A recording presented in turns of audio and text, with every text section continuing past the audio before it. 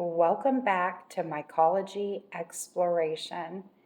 In this video, I'm going to cover how to grow mushrooms at home from start to finish. That's right, everything that you will need. So grab a piece of paper, grab your notebook and a pen. You're going to want to take notes for this one. And if I'm speaking too slowly for you, just speed me up. If you want some music, turn on some music. This is going to be informative. And you have choices. There's actually a lot of choices. And I want to go over all those choices with you. So let's dive deep in growing mushrooms from home from start to finish. It doesn't matter if it's gourmet or medicinal, the type of mushroom doesn't matter. When it comes to the type of mushroom, you might have to tweak a few things, but this can be used for all types of mushrooms. So let's dive deep, and I want to start with, we actually used a grow kit at the very beginning when we were experimenting and learning. And I really got a kick out of the very first item on the instructions. It says, every mushroom enthusiast should have rubbing alcohol along with gloves and paper towels. And I agree. I cannot tell you how beneficial paper towels are to growing mushrooms at home. Everything needs to be sterile and clean. And we actually have never even invested in the fancy ventilation systems. We have always used this one still air box, an SAB, and we have a video on how to create this. So everything we do is inside this SAB still air box for the most part. And we'll go over that step by step in this video. So I recommend 91% alcohol. And what I've done here is put it in a spray bottle. And I'm constantly spraying everything with alcohol, 91% alcohol. Many of you have brought up the question about 70% versus the 91%. And if you feel like 70% is better, then use 70%. If you feel like the 91% is better, like we do, you can always add water if you need to. You can always mix the 91 with the 70%. So I thought I would just jump on that before anybody responds in the comments, but that has come forward with some of you. So I just want to bring that up, but we do use 91% alcohol. And the spray bottle makes it really easy. And then I also recommend a mister bottle for the fruiting process for your water. So this is alcohol for the sterilization process. I use it in every single step. I go through so much alcohol. So I agree with this number one in the instructions. Get yourself really good alcohol, get a spray bottle for it so you can fill it up, and paper towels. So I know this might seem like going overboard with the paper towels, but what I'd like to do is buy them that are individually wrapped or that come in a big pack. We mainly shop at Costco and buy in bulk, and so when it's in a big pack, they can still be individually wrapped. I like it when the paper towels are individually wrapped because I can keep them more sterile that way. These are not sitting on the kitchen counter. These are what we use for mycology. So in between, I put it back in a bag to keep them somewhat clean and not sitting out. And everybody's grubby hands on them. So I designate a role for the mycology projects. And then I get it out when I'm ready. So alcohol, spray bottle, paper towels. I know it sounds silly, but you're going to need a lot of that. Sterilization, keeping things clean is important. And gloves, we do use gloves. We do use gloves inside the still air box as well. So absolutely on that. Also, when you're using the gloves, it's really handy because you're going to constantly be spraying your gloves, your hands with alcohol. You don't want your hands being sprayed with alcohol. It's going to dry them out. So it's also really good for your hands to have the gloves on, because they're going to be covered in alcohol. So I recommend when you put your gloves on and as you're going in and out of your still air box, spray it. And we're going to cover sterilization as we go, because it's really, again, so important when growing mushrooms, especially from home. When you first get started growing mushrooms, you have a choice. You can start with spores or you can start with mycelium. And we use mycelium. I created a video for you about your choice between spores and mycelium. I apologize for the rocky video here. Let me put the camera down. You guys asked for real-time videos, so I'm giving it to you in real time. It's just you and me and the camera here. So I created a video for you talking about spores versus mycelium. And if you need to go into detail about that, just hit up that video that I created for you, because I really dive deep into this thought behind growing your spores, germinating your spores into mycelium, and just working with mycelium and not spores. When you get started, whether you're working with spores or mycelium, you're going to need grain to colonize. So if it's just spores that you're working with, then there is a process of germination where your spores germinate into this mycelium. And that is a lengthy process. Spores, it takes a while. When we used this grow kit, we used spores. We used spores. And it came with this grain bag. And let me just say, it took what seemed like forever. So what we did was we had spores in a syringe of all the mushrooms we wanted to grow. And we had all these bags. And there was a port in the kits to inoculate the grain with the spores. And again, it took a really long time. And a lot of times your grain will dry out. And then you move to, after it colonizes and it's all white in your bag or your jar, then you move it to substrate or your soil to colonize again. So think about that. When you're starting out, if you're using spores, whether it's going to a bag like this in a kit, or it's going to a grain jar or WBS, when it's spores, you're going to have to allow for the spores to become mycelium. Then the mycelium will colonize like this.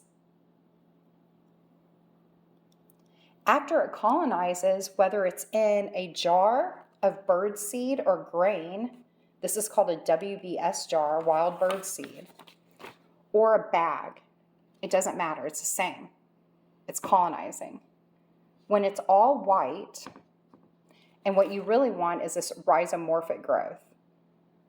Tomatose is fluffy. Rhizomorphic is more antler and branch-like.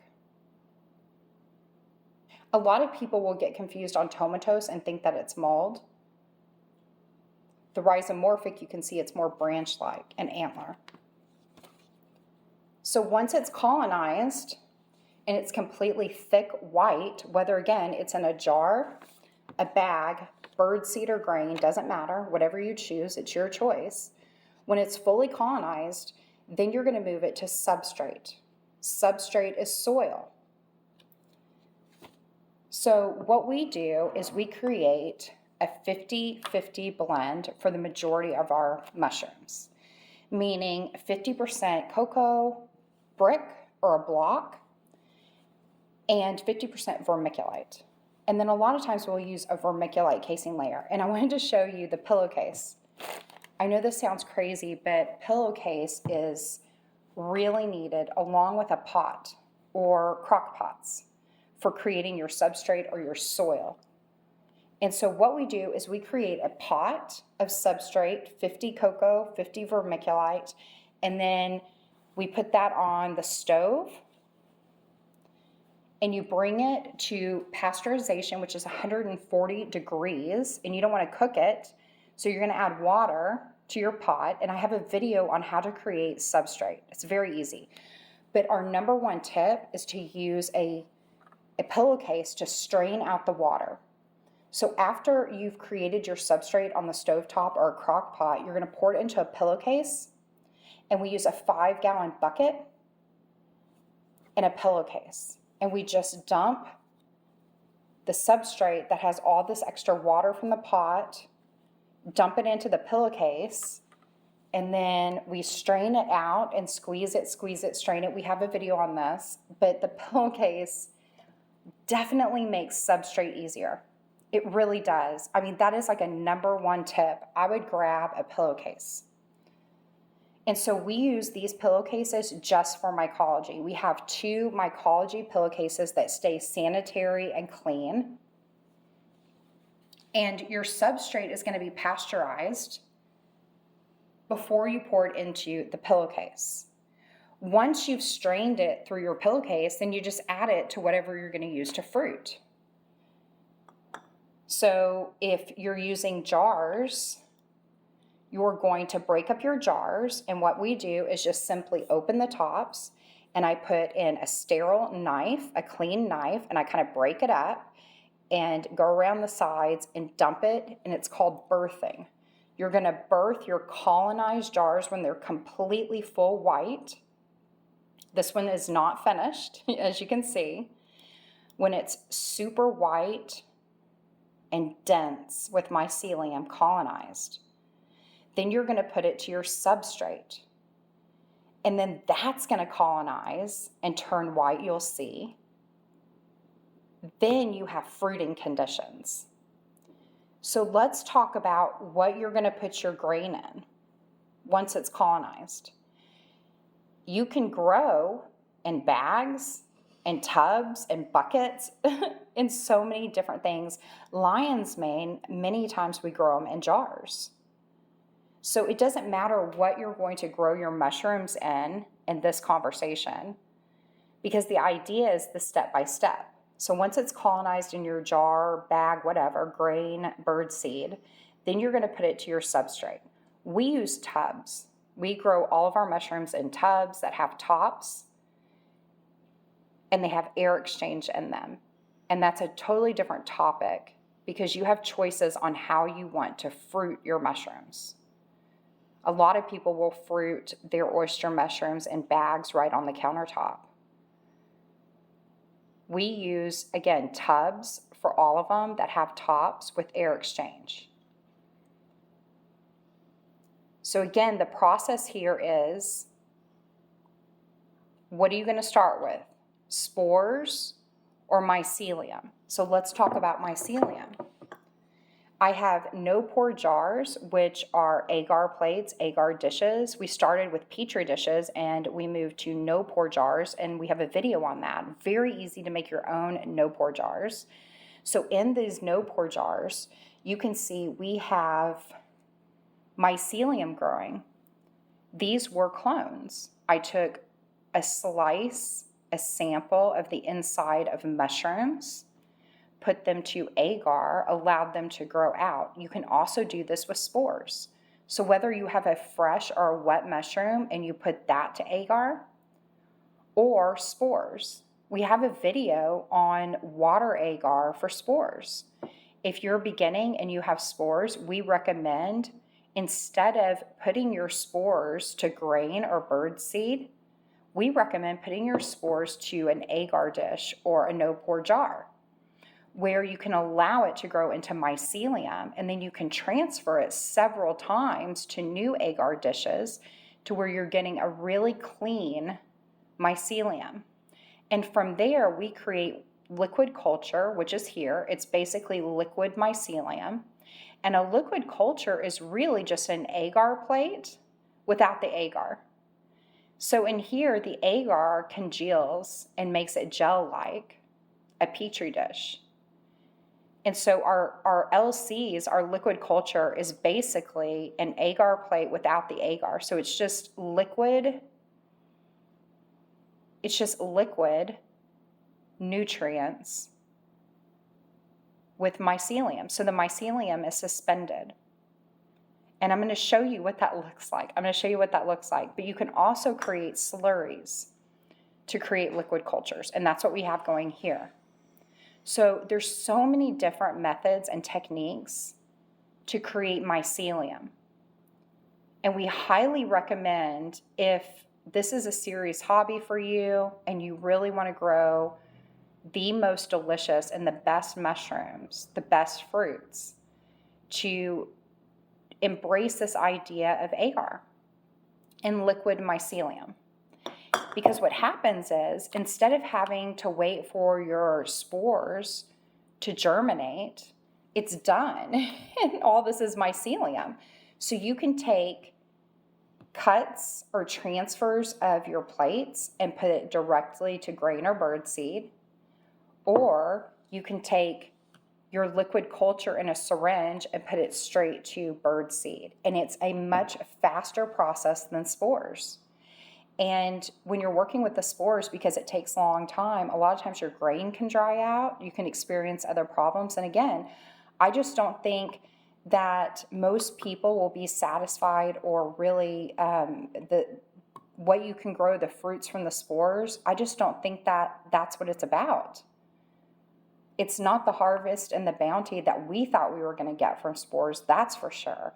I mean, we grew stuff and we had success, but not like we do now. I mean, we can't even compare.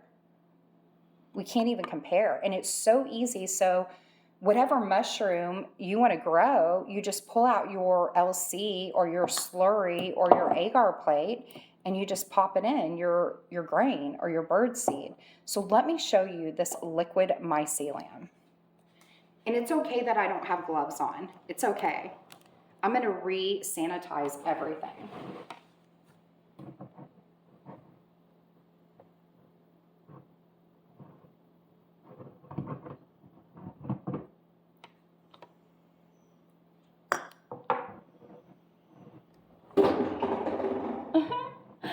Oh my goodness.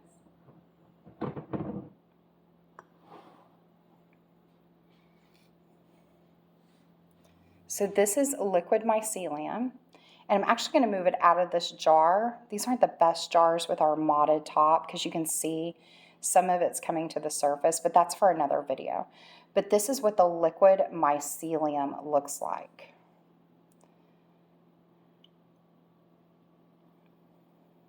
And we call liquid mycelium gold, liquid gold. I mean, this is what you want. This is mycelium. These are mushrooms. It's suspended in nutrients. It's just liquid nutrients. Again, it's the same recipe as an agar dish without the agar. You're just adding the nutrients. And so we have a video on liquid culture with our recipe. And this is the goal. This is the goal, is liquid culture, because what we could do is syringe out liquid culture and then put it straight to your grain or your WBS. So what are the things that you need? Jars. Jars, jars, and more jars. Amazon, Target, wherever you can buy these jars. And then we mod some of the tops depending on what we need them for. And so we recommend these small jars for agar, and you can also use them for birdseed if you want to start with small birdseed jars, and we've done that before, and these as well. And we're actually going to move out of these juice jars for our liquid cultures because the modded tops that we're doing for air exchange, these wide mouths, it's splashing up onto the top. And so when you get these with these smaller mouths, it's not going to splash up. So we're going to start using these larger jars for our liquid culture. And we have been experimenting with slurries. So a slurry is really just an agar dish at the bottom. We're going to let this grow out all the way to the sides. And then we add water that's been pressure cooked. And we'll have a video for you on that. But what we've done is created the air exchange because mycelium needs oxygen. And so we're actually upping our game by modding tops. And I have a video on why we don't have syringe ports, if you're interested in that. So experimentation is everything. So what we like to do is do multiples. Instead of putting everything into one jar, we'd rather do multiple jars. So if something goes wrong in one jar, and I want to show you that. So I created these 4 LCs. Instead of 2 big LCs, I did 4 smaller ones. And I want to show you, I spotted this. Maybe you can spot it. There's contamination in there. And it could very well be because we're having problems here. You can see. You can see. This is a new experiment for us with these air holes here on the liquid culture. We didn't do them before. We just used normal lids. However, the shelf life wasn't as long. And we looked into it, and most commercial growers have this oxygen. Some of them pump oxygen into their LCs, actually, kind of like a fish tank. And so the husband created these for us. And what happened is, because it's a large mouth, when I swirled it, it came up to the top, even though I left some space, and it's causing problems. You can tell here. So what happened is the husband pressure cooked those lids for me in there in these jars. And I'm going to go back into the still air box, and I'm going to pour these into the large jars. It's a little risky, but it's okay. It's okay. And not to worry, because we have these slurries. Again, we created 4 liquid cultures and 4 slurries. I would rather create way too much to eliminate risk. So if I have contamination, I don't worry. And because this was a new experiment for us, we created 4, and I'm glad I did, because this one's contaminated. So I have to toss this one. It's no good. And that's okay. This is why we have so many no-pour jars in here. Do you see I have 12?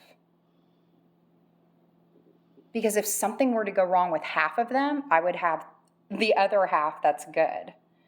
So again, we actually create way more than what we need, but we do that with purpose, because if there is contamination like this, or a problem, or we're experimenting with something new and it goes wrong, we don't lose everything. It's okay. So we believe in spreading out the risk. In some of the videos, in our WBS video, our wild bird seed video, you'll see that we use these, actually the smaller jars in here, for the bird seed, because we're spreading out the risk. And so a lot of times we'll do the WBS in these little jars.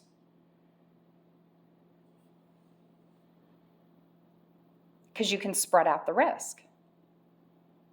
So if you're not growing in bulk, and you're not growing a lot, and you want to spread out your risk because you're getting started, start with small grain jars like this. That's what we did. So I think 4 of these small jars equal 1 of these. So let's talk about some conversions here.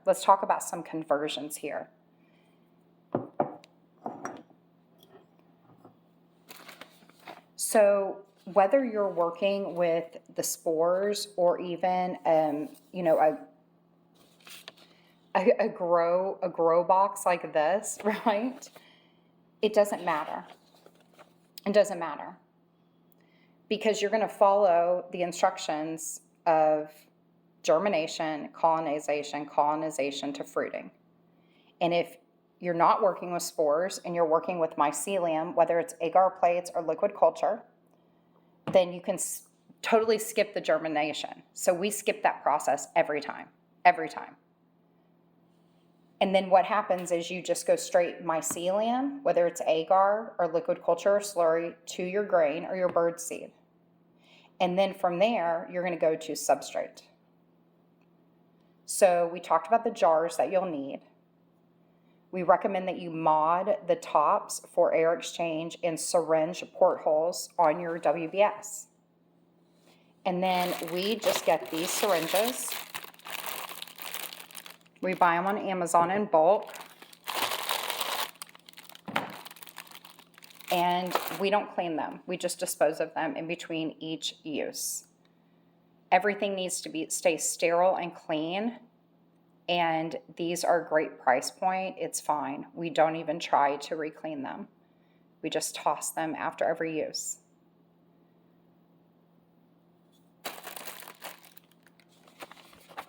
When you're going from your grain to your substrate, I pulled out the grow kit because it was reminding me now. I made a cheat sheet. I made a cheat sheet at one point about how much we put to what. And it talks about here about breaking your grain spawn into individual grains and mixing the grain spawn into your substrate evenly. This is true. And I wanted to show you this in print that you can see that it's not my opinion.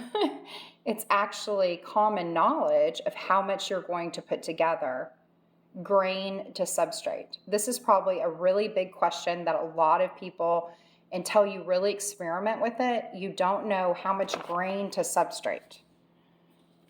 So how much grain do you put in your substrate once it's colonized?